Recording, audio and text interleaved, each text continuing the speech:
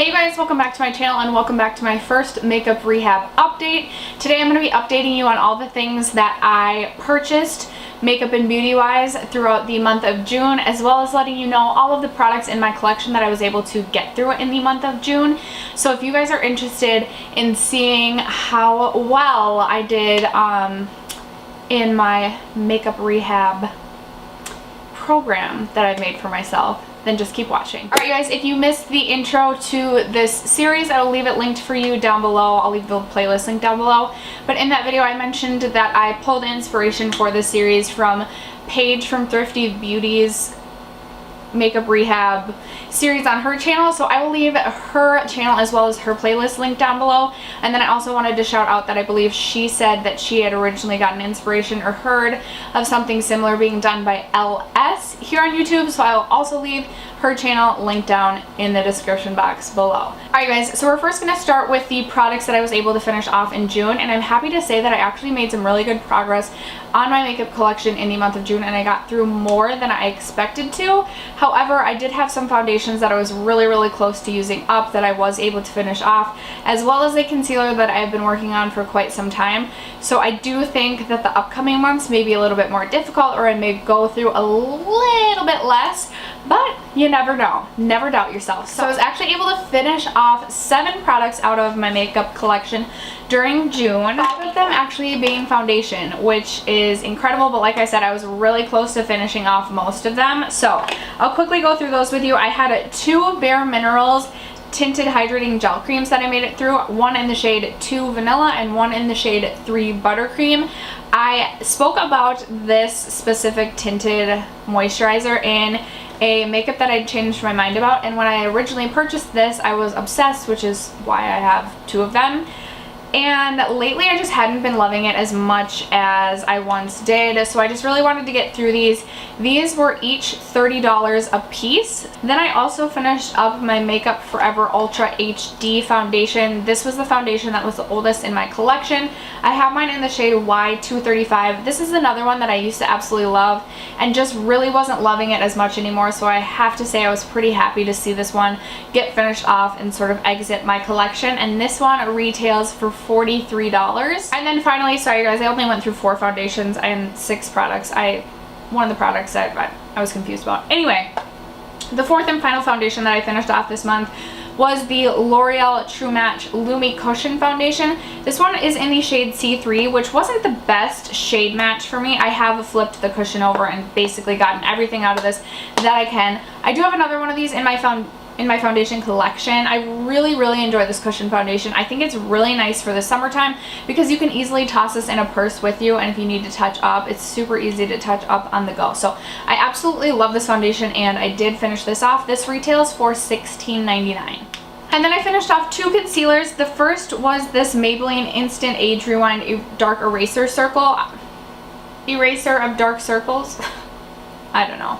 Anyway, this retails for $9.99. I've had this in my collection for quite some time. I really do enjoy this, but I feel like I get really bored of my makeup products, and I've learned that concealers take so long to get through, so this one was kind of challenging towards the end just to like force myself to want to use it. But I'm excited to have finished this off and kind of get it out of my collection for a little bit. This is one that I will consider repurchasing in the future, but I have plenty of concealer in my collection right now, and I don't feel the need to be bringing in any new concealers. And then I also finally finished off my Too Faced Born This Way concealer. This concealer was just going and going and going and going, and I like every time I thought like, okay, today's the day, like this is going to be the last I can get out of here, I would just get more. I've like scraped the edges to this point. I've gotten as much as I think I possibly can get out of this, and I'm just ready to be done with this. So this lasted me probably a good 6 to 8 months. I did take the stopper out of this one, and like I said, you guys, I feel like I've used every last drop of this that I can. This retails for $28. I don't think this is a bad concealer. It's just like, I think I've just used it so much throughout the course of the last 6 to 8 months that I'm just kind of over it. It is a naturally radiant concealer, so it's not the most full coverage. However, it does give a nice medium coverage, and yeah, I don't know. I have other kind of natural concealers that I prefer more than this, so I don't know if this is one that I will repurchase. And I can't remember if I mentioned that this one retails for $28. Alright, you guys, so after adding up the total retail value for all 6 of those products, I came to a total of $157.98 worth of product that I used up. So now let's talk about the things that I purchased in the month of June. Like I mentioned in the intro video, if I was going to bring in a new foundation, I wanted to first get through one first, and I will say I did. So I went through 4 different foundations, four different foundations, and I did bring 3 new foundations into my collection, a little bit more than I had originally intended. I will get to that in just a minute, but I am happy to say that I did not bring in more than 4. So in that sense, like, I hit my goal on that. And then I didn't bring any new concealers into my collection, but I didn't really need to. But yeah, let's just jump into my purchases in the month of June. Alright, so let's just jump into the foundation, since I had mentioned that. The foundations that I picked up another CoverGirl Vitalist Healthy Elixir foundation in the shade 710. This is the best shade match for me, and I'm almost through my shade of this. I have 2, well, this will be my 3rd in my collection until I get through my other one in this shade. But this is my favorite foundation of all time, with the exception of the Dior Forever Skin, but I like to only use the Dior one on special occasions since it's obviously a lot more expensive. So I wanted to buy a replacement for this one, even though I told myself I was going to stop buying replacements, because in all reality, the other one that I have in my collection in this shade could be done any day, and I would hate to go with a day without wearing it when I want to. Anyway, so I picked this guy up, and this retails for $11.99, but I did use a coupon on the purchase that I used it for, so I paid $10.89 for this. Also wanted to pick up the Maybelline Dream BB Fresh 8-in-1 Beauty Balm Skin Perfector. This again is a tinted moisturizer. I've heard a lot of good things about this, and I just wanted to give it a try, and I figured the summertime was the best time to give it a try. I picked mine up in the shade 110 Light Medium. I've used this a couple times, and so far I do enjoy it. It is definitely very sheer, and it's not the most long lasting, so really I would probably only recommend using this if you're only needing coverage for a few hours. For example, I was just on vacation in Texas with my husband, and I knew we were only going to be shopping for a couple hours, and then we were going to come back and go to the pool, so I tossed this on just to even out my complexion and things like that. But yeah, this is going to give you very sheer coverage and isn't going to last the longest, but I don't hate it. Right now, I don't know that I would repurchase. Definitely glad that I gave it a chance. Again, when I purchased this, I got it on sale, so I paid $8.17 for this. And then the last foundation, I actually have kind of a funny story about this. I purchased this on June 1st, the first day of June. This is the Physicians Formula Healthy Foundation with SPF 20, and I got mine in the shade LN4, which I don't know if this is going to be the best shade match for me. So my husband was driving me home from my best friend's rehearsal dinner, and I was actually under the influence of a couple drinks when I purchased this. I ran into Target to grab, I don't know what I was grabbing, maybe like I wanted a frozen pizza or something. I'd run in with like a $20 bill in my hand, and I was like, wow, this pizza's only $6, so like you have a little bit of money to play with. And I had been wanting to try this, and again, I thought this would be a good one to try in the summertime because I've heard it's not the most long lasting and it's more of like a sheer tint, etc, etc. So I ended up buying this. This was like a drunk purchase for me. I definitely did not need this. I haven't even opened it or tried it yet. That's like the story of my life. I buy things and it takes me forever to even try them. But this originally retails for $11.99, but there was a $3 coupon attached to it, so I really only paid $8.99 for this. Alright, you guys, and then I need to just not go into Sephora stores, because once I start swatching stuff is when things get really wild, and I just can't say no to things that swatch really pretty. So I was in Sephora, and I already have 3 of the Huda Beauty Obsessions palette, and I just could not buy the Warm Brown Obsessions because clearly I don't have these colors in my makeup collection already. Now, I do believe I said in my intro video that I wanted to make it a goal to only purchase 5 more palettes throughout the rest of the year. So I'm really hoping that no more new palettes come out that I want, but I mean, I'm not mad that I purchased this. I love the Obsessions palettes. They're super easy to travel with. They're really, really pigmented, and they're really easy to work with. I think it's a really good formula. These retail for $27. So if you guys have been thinking about these are ones that I like. I would recommend. I have this one. I have the Electric Obsessions, I think it is, the colorful one, and then I also have the mauve as well as the coral. All are fantastic. I also really wanted to try the Lancome Juicy Shakers, so I did finally pick up one of these. They retail for $22. I can't speak. They retail for $22. I got mine in the shade Apricot. I've worn this one time, but I don't think like I shook it up enough or used it in the right way, so I don't really have an opinion on this yet. Again, this is another one like I purchased at the beginning of the month and have barely used. Again, story of my life problem, and I really have been trying to make it a goal not to buy too many different lip products, but here I was going and buying a lip product. And then I was in my Ulta one day and they ended up having the Gothographic collection by Wet n Wild out, which I know released quite a while ago, but there was quite a few things that I wanted to try from that collection that I never ended up getting my hands on. So I picked up 3 different things from that collection. I picked up the White Raven highlight, which is like a really pretty iridescent purpley pinky blue shift highlight. You probably won't be able to see it. Not one that I'm going to use every day, but I just thought it was a really pretty highlight and I wanted this in my collection. I paid $4.54 for this. Again, I used a coupon. And then I also picked up 2 of their Mega Last Liquid Catsuit liquid eyeshadows because I have been kind of into liquid eyeshadows lately in the summertime, just to like toss on a color and go. So I picked mine up in Goth Tears as well as Pure Intentions.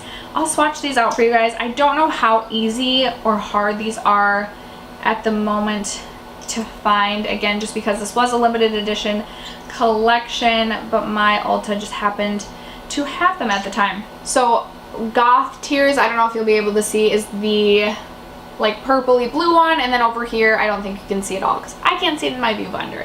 But the Pure Intentions is like a gold, just a nice gold one that I thought would be really easy to use. With my coupon, I paid $3.40 for each of those. And then going with that same theme, I later in the month also picked up 2 more kind of liquid eyeshadows. My Ulta had the Milani, what do they call these again? The Milani Hypnotic Lights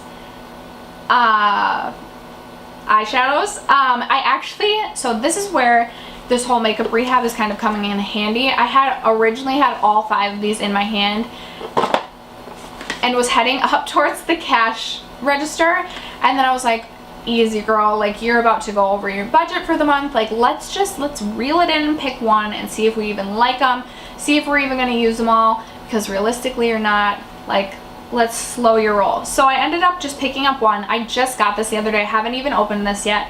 This is in the shade Beaming Light, which is number 3. I'll hold it up closer. This has like a purple and pink sort of shift to it. It looked really pretty swatched in store.